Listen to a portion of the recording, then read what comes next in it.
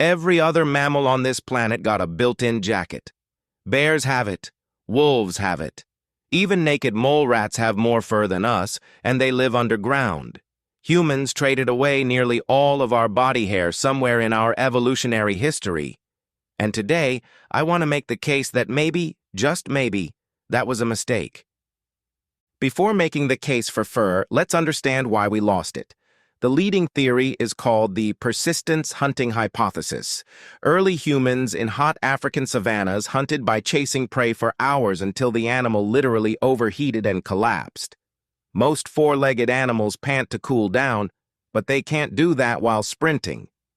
Humans, on the other hand, evolved millions of sweat glands and lost most of our fur so we could cool down by sweating while still moving. Less hair meant more efficient heat loss. Basically, we traded a coat for an air conditioning system. Add to that some theories about parasite avoidance. Less fur means fewer places for ticks and lice to hide. And you get the standard explanation for why we ended up as the naked ape. Here's the problem. That trade-off only pays off if you're constantly active in a hot climate.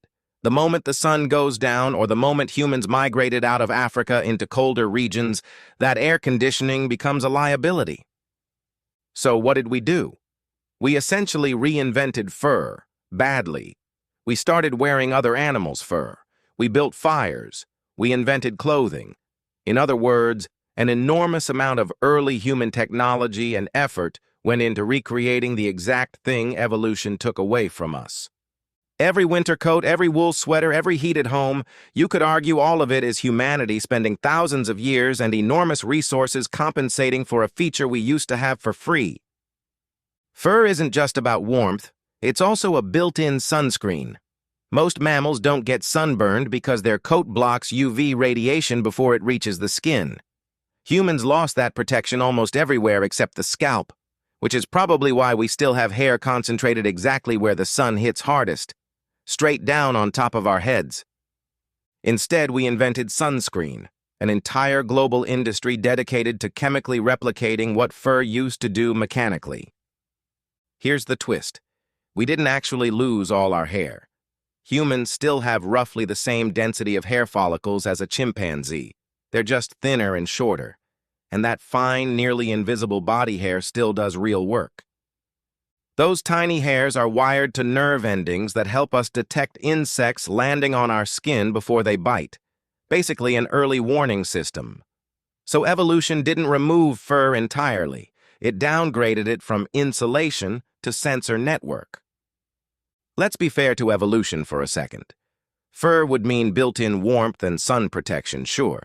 But it would also mean carrying dirt, moisture, and parasites much more easily, especially somewhere as sweaty and active as a human body. It would also make wound care and hygiene significantly harder. And that efficient sweat cooling system we mentioned earlier? It's genuinely one of the best endurance-running adaptations in the entire animal kingdom. Losing fur is a big part of why humans can outrun horses over long enough distances in hot weather.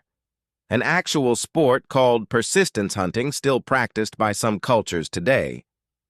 So maybe the honest answer isn't that we should have kept our fur. It's that we traded one very good survival strategy for another, and then spent 200,000 years inventing technology to patch the gaps. So every time you put on a jacket, apply sunscreen, or swat away a mosquito, you're basically doing manually what fur used to handle automatically. Evolution didn't make a mistake, it just made a trade. We got a world-class cooling system and an early warning sensor network and gave up a built-in coat in return. Narration. If you enjoyed this one, hit like, subscribe, and let me know in the comments. What other weird human trade-off should I break down next?